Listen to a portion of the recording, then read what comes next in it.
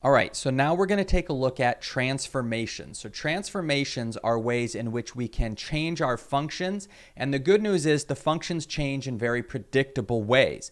This actually is going to get to the point when you get good at this where you can look at a fairly complicated function in your head and break it down into exactly what it is. So we talked about the families of functions before, so you still want to do that. You want to identify what family of function you're looking at. So you look at something and you ask yourself, is this a quadratic? Is this a cubic? Is this a absolute value function? What exactly is going on here? And then you can start to look at the various versions of how that thing has been changed from the original. And the good news is these transformations that we're looking at are going to affect all of these functions in the same way. So that's what makes it so convenient is you'll start to recognize, oh, this plus 4 on the end shifts the whole function up 4 units. Oh, this a on the front of 2, that makes the function skinnier by a factor of 2, right? So you'll start to get comfortable with them and you can predict how this is going to change your function. So let's take a look at an example of this. So right here we're looking at a basic parabola. Okay, and you can see I've got some parameters on here. It's the typical a, h, and k that you usually see. Most textbooks will use that. And down here, I've got values that I can change, an a, an h, and a k. And by playing around with these, we can see how that affects the original graph. Okay, I recommend that you actually do this on your own. Go into Desmos and just play around with it. Spending 10 minutes of playing around with these functions in the same way that I'm doing right now can really help make sense of what exactly is happening with these transformations. And then, it's really going to be helpful for all of your future math classes if you can just look at a function and already have a pretty good idea about what that function is. So here we're looking at a parabola. So we've got our 3 parameters, a, h, and k. And what you want to do is recognize where these things are. So the k parameter, we oftentimes just put on the end. It's just some plus value on the very end of the problem. And then we have our a value, which is multiplying whatever operation is being done. And then we have an h inside of the operation that's being performed. So if you think about it, if you were going to go through and perform the order of operations, what would you do? First, you would take whatever x value you have, and you would subtract the h from it.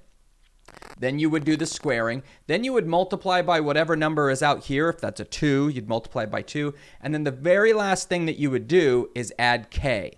And notice that we're using the values in the same way in all 3 of these functions, and that's what's going to make it predictable. So in the future, if you're just handed a problem, you're not going to see an a and an h and a k. You're going to see the positions in which these things occur in the function. And you have to be able to recognize, oh, that h that's inside the before the function operation is being performed, that's going to be a horizontal shift. And then at the end you go, oh, the plus k on the very end of the problem, that's going to be a vertical shift. And you can start to predict how these things are going to react. So you can see we're starting off here with values that would, if you simplify this would really just simplify down to y equals x squared, just your basic simple parabola. Okay, but as we start to play with these parameters down here, it's going to change that parabola. So we can see, okay, if I increase a, it's actually making these values, it's making this function skinnier. Okay, it's kind of compressing it inward, right? Sometimes it's called a compression. So it's compressing it in. So what's happening is whatever values you put in for h, and then you simplify that part of the equation, and then you multiply by a, like if a is 2, in this case, a is 2, it's going to make it a little bit skinnier. In fact, let's put a basic one in there. Okay, so let's compare it to just your typical parabola. So here we have the basic parabola with no transformations on it. So now what we're going to do is change these parameters and see how it affects the graph. So if we take our a value here and we increase it, you can see how we're getting a progressively skinnier graph there. It's being compressed, almost as if something was on the sides pushing it inward. Right? So then we can start to see, okay, that's what's happening. And what if we pull out further? You can see it flips it upside down. So you get a wider graph. If you get a value in between 0 and 1, it's going to like a pulling of the graph outward, whereas if you go greater than 1, it's like smashing it in. So it's either a compression or pulling apart. Okay, so that's the A value. Let's put that back at 1. So then what happens if we change that H value? So if you look at the value that's in there, it's like the first thing you would do. So the value that's in there by the X is generally going to change in a horizontal manner. So here I can change this H value and see how it's just moving things. The only thing that's changing is the horizontal part. And then the K value, if you think about it, the K value is changing your Y value. It's the very last thing that's going to change. And so you go through, you do all the operations, and then you have like a +4 on the end. It's just going to take whatever your Y value was, and it's going to add +4 to it. So in this case, you can see that as I move that K value around, it's just changing the vertical component of this graph. Okay. And the good news is it affects all of these graphs in the same way. So you can see, let's get rid of this one, and let's look at all of these. So we've got a parabola, we've got an absolute value function and a square root. And notice if I change H, it's just shifting all of them in the same way, which is nice. It's not like we have a different set of rules to learn for each of these functions. The rule works for all of the functions. And what if we do K? Notice that they're all changing in the same vertical way. So that's good. The rule applies the same for all of those.